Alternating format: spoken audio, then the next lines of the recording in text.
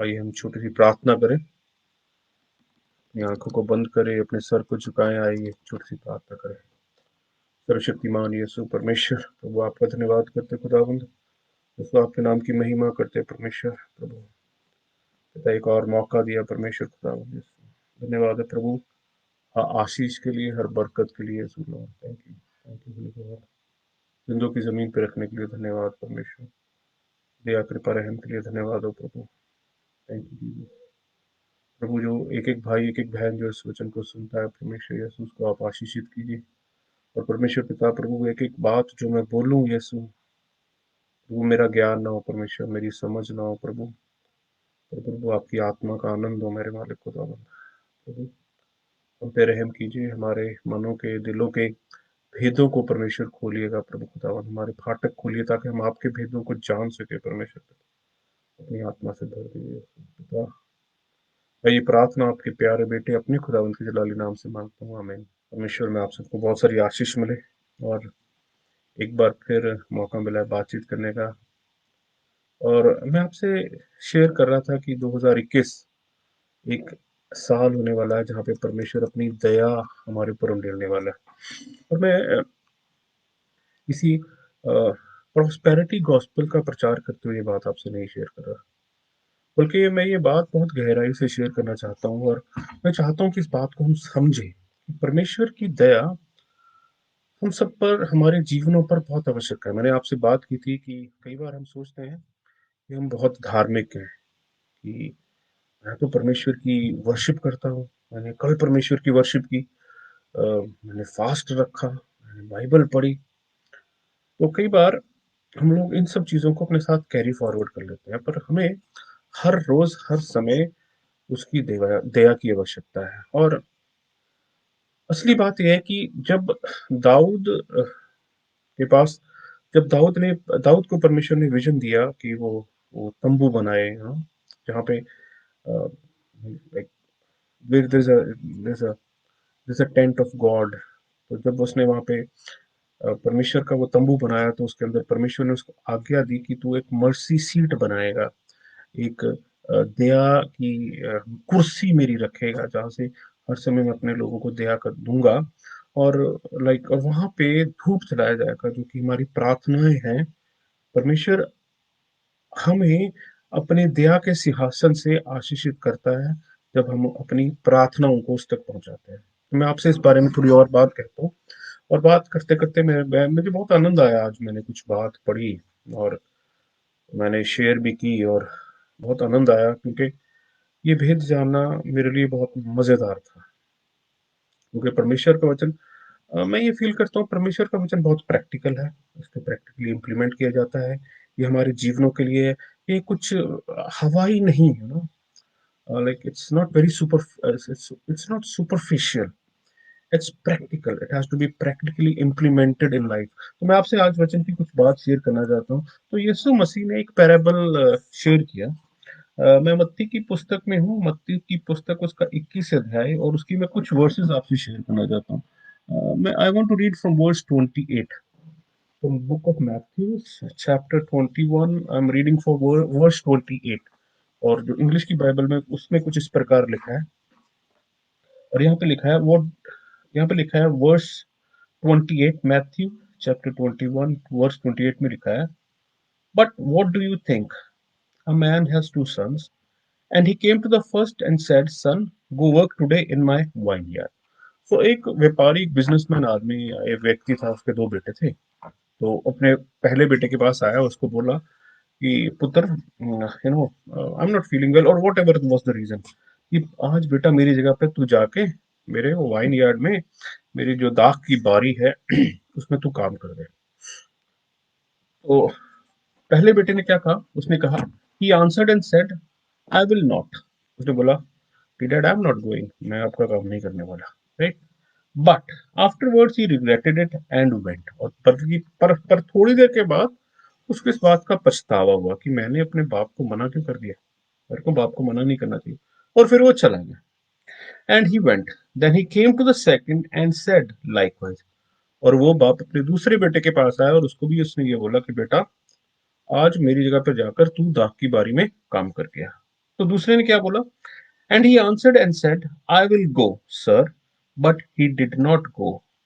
और दूसरे का कहा, okay dad, I am gonna go, मैं जा रहा हूँ आपकी जगह पे, बट वो नहीं गया। और यहाँ पे यीशु मसीह प्रश्न कर रहे हैं, which of the two did the will of his father? उन दोनों में से किसने अपने बाप की इच्छा पूरी की? बहुत प्रैक्टिकल सी एग्जांपल है, राइट? एक प्रैक्टिकल सी एग्जांपल है। एक बाप के दो बेटे थे और उसने पहले बेटे को कहा कि go and work for me, और उस बेटे ने कहा, no I am not gonna go. But थोड़ी देर बाद उसको लगा कि उसने गलत काम किया, पर वो अपने बाप की जगह पे चला गया। इसी प्रकार उसने दूसरे को बोला और कहा, गो and work on behalf of me, और दूसरे ने क्या कहा, आई एम गोइंग, बट वो नहीं गया। तो आपको और मुझे साफ दिख रहा है, जो पहला बेटा था उसने परमेश्वर की इच्छा पूरी की। बट ऐसा क्या है जो पहले ने किया पर दूसरे ने नहीं किया? पहले ने रिपेंट किया। और यीशु यहाँ पे आगे बात करते हुए क्या कहते हैं, and this is amazing, I really like it, okay. They said to him the first, okay, so उन्होंने बोला पहले ने परमेश्वर की अपने बाप की इच्छा पूरी की। Jesus said to them, assuredly I say to you the tax collectors, tax collector मतलब बुरे बुरे लोग, बुरे बुरे गंदे गंदे काम करने वाले लोग, जो धार्मिक नहीं है, वो शायद जो उपवास नहीं रखते, जो आप या मेरे जैसे शायद वचन का ज्ञान नहीं रखते, जो स्तुति भी नहीं करते, वर्शिप नहीं करते, you know, some of the people they worship and then they think they are very religious. Okay, तो यहाँ पे उसने क्या लिखा है, Jesus said to them, assuredly I say to you the tax collectors and harlots, prostitutes enter the kingdom of God before you, praise the Lord. यीशु मसीह ने कहा कि भैया जो गलत काम कर रहे हैं वो भी परमेश्वर के राज्य में, they are going to the kingdom of God. You know what is the difference? So what is the difference? The difference is the first son repented and got the mercy of God, right? But the second son never understood that he did anything wrong. तो मैं भाई और बहनों आपको इस बात के लिए प्रेरित करना चाहता हूँ, और इस बात को हम लोग और गहराई से समझें। और ये बात मुझे बहुत अच्छी लगती है, बहुत प्रैक्टिकल है, राइट? It is true. जब हम करंथियन की पुस्तक को पढ़ते हैं और जब हम करंथियन की पुस्तक की हिस्ट्री को पढ़ने की कोशिश करते हैं, तो मैं आपसे ये शेयर करना चाहता हूँ, जो करंथियन की कलीसिया थी, करंथियन वॉज लाइक एक ऐसा सिटी था जो कि इटली और एशिया के बीच में आता था। It was the richest business city of the time, right? और बड़ी हैरानी की बात है कि हम लोग बोलते हैं कि ओलंपिक गेम्स एक्चुअल में ओलंपिक गेम्स जो थी, ये इस्थिमाइन गेम्स थी, जो कि पुराने टाइम्स में करंथियंस में खेली जाती थी। तो करंथियन एक ऐसा शहर था जहाँ पे prostitution, male prostitution, female prostitution and luxuries लोगों के पास थी। वहाँ पे बहुत सारी लग्जरीज थी, right? They were full, full up to their brim, you know, बहुत सारी आशीषों में थे। पर परमेश्वर की आशीष नहीं थी वहां पे। तो जब पौलुस पौलुस ने जब जाके करंथियों में चर्च एस्टेब्लिश किया, तो ये ऐसी सिचुएशन थी जैसे जैसे इंग्लिश में वर्ड कहा जाता है decadence. Decadence means, you know, you have the height of your luxury and you don't want anything more, you know, आप परमेश्वर के ऊपर नहीं देख रहे, आप परमेश्वर की तरफ ताक नहीं रहे, क्योंकि आपके पास सब कुछ अवेलेबल है, आपके पास हर एक चीज अवेलेबल है। और एक ऐसी सिचुएशन थी और पौलुस को वहां जाना पड़ा चर्च बनाने के लिए। और उससे बढ़िया उत्तम बात ये, उससे ज्यादा समझने वाली बात ये है, जब पौलुस वहां पे गया तो पौलुस पौलुस had to go almost alone. पौलुस को अकेले जाना पड़ा, क्योंकि उसके जो साथी थे वो थिस्सलुनीकिया की कलीसिया में चले गए और पौलुस वहां पे जा रहा था। और वहां पहुंचने से पहले पौलुस एथेंस में चर्च स्टैब्लिश कर चुका था, जो कि उसके लिए अनसक्सेसफुल रहा।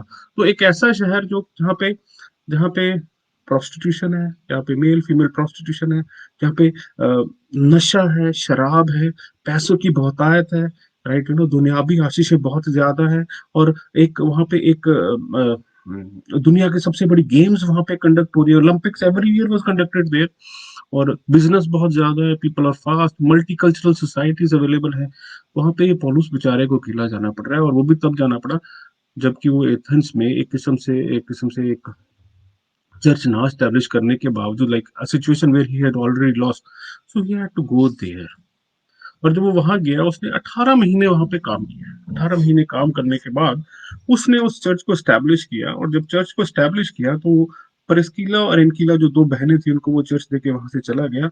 और विद इन ऑलमोस्ट 3 मंथ्स उस चर्च की कंप्लेंट्स आनी शुरू हो गई, राइट? मेरे को ये लगता है, मुझे ये ऐसा फील होता है, ये आजकल की प्रैक्टिकल सिचुएशंस है कई चर्चेस के अंदर की, right? Where the church is established, but the people in the church have their problems, and the reason is वो पास्टर वो लीडर मसीह को छोड़ के लोगों को अपने पीछे लगाने की कोशिश करते हैं, which is a very very bad situation, which is a very very critical situation. कोई लोग बोलते हैं हम पेंटिकॉस्टल हैं, कोई लोग बोलते हैं हम सीएनआई हैं, कोई लोग बोलते हैं हम मेथोडिस्ट हैं, वो है फलाना है ठमकाना है. Somebody says like my church is a church of compassion, but God has a different purpose for us. God has a bigger purpose for us. और यहाँ पे ये सेम सिचुएशन थी. मैं आपसे जो गहरी बात करना चाहता हूँ, एक ऐसी सिचुएशन जहाँ पे सब कुछ था, वहाँ पे पॉल जो है को बोल रहे हैं, और पहला करंथियुस उसके 6 बाब उसकी हम जब 15-16 आयत देखते हैं, तो यहाँ पे सब कुछ बहुत आयत में है, और पॉल उनको बोल रहा है, 15 आयत में लिखा है, do you not know that your bodies are member of Christ? Shall I take them the members of Christ and make them a member of a harlot? कि क्या मसीह के शरीर के ये हिस्से जो है, ये अंग जो है, क्या इनको मैं वेश्या के पास लेके जाऊं? Should I take to my harlot? और उसके बाद उन्होंने लिखा है, member of certainly not, or do you not know that he who is joined to the harlot is one body for with her? The two, he says, shall become one flesh. तो आपके और मेरे like माहौल में आजकल की situation में ये परफेक्ट सिचुएशन है, जहाँ पे हम भाई बहन अपने रास्ते से भटक जाते हैं. Like, Corinthian people were like, they were drunken, they were lewd, right? They were high on wrong things. But even then God had mercy on them. मैं आपसे ये गहरी बात करना चाहता हूँ, ये 3 सिचुएशन मिलती है, और तीसरी सिचुएशन वो उजाड़ू पुत्र की, प्रोडोगियल सन की सिचुएशन है. जब वो सब कुछ उजाड़ कर वापस आया, तो उसके बाप ने उसको रिस्पेक्टफुली एक्सेप्ट किया, और and he had mercy on his son. और उसके बड़े भाई ने कहा कि डैड, ये तो सब कुछ उजाड़ के आया है, सब कुछ ले गया था, उजाड़ के आया, फिर भी तो इसको like why are you taking him in? So the father had mercy, the same mercy which was available to Paul when he was working in Corinthians, the same mercy which God gave on the church of Corinthians, the same mercy which was available at the time with Mary when Jesus was about to be born. The same mercy is what we have discussed now.